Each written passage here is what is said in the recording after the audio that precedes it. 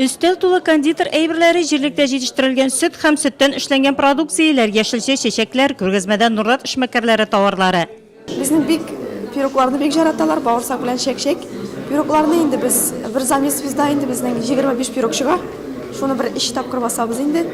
Бизнес өлкәсендә эшләүчеләр белән күзгә-күз карап сөйләшү тамаша залында дәвам итә. Бүгенге көндә Нурлат районында 1100-дән артык эшмәкәр исәпләнә.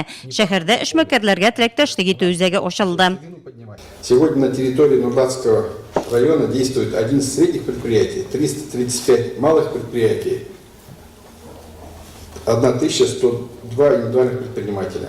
Оборот малых и средних предприятий района за 2018 год составил 7 миллиардов 208 миллионов рублей, что на 56% больше по сравнению с аналогичным периодом прошлого года. Районда 6 кооператив үз эшчәнлеген башлап җибәрде. Аларның берсе Якты күлдән Гали Фәйзуллин. Сетиндекенне почти 200 литр сөт савабыз, 20 сыерыбыз бар. Бейінкенде менә инде малайыбыз тоже улым КФК ашып ята, менә бер 50 сыер, савым сыер ясарга дибез.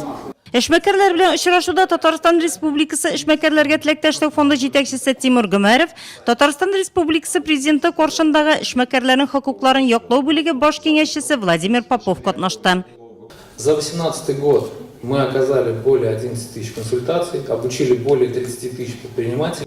Залда яшьләр күп. Район башлыгы Алмаз Әхмәтшин аларга киләчәктә бизнес өлкәсендә үз эшен башлап җибәрү тәкъдимнәрен җиткерә. Не боясь каких трудностей, начать делать шаги. За вами будущее. Мы хотим, чтобы вы подхватили, и, наверное, наши бизнесмены хотят, чтобы у них тоже подхватили флаг бизнеса. Советта банклардан эшлекле тәкъдимнәр дә керде. Алга таба районда эшмәкәрләр берлеге оештырып, эшмәкәрлекне тагын да үстерү юллары турында сүз барды. Шунда ук бер төркем эшкуарларга район башлыгы кул куйган мактау кәгазьләре тапшырылды.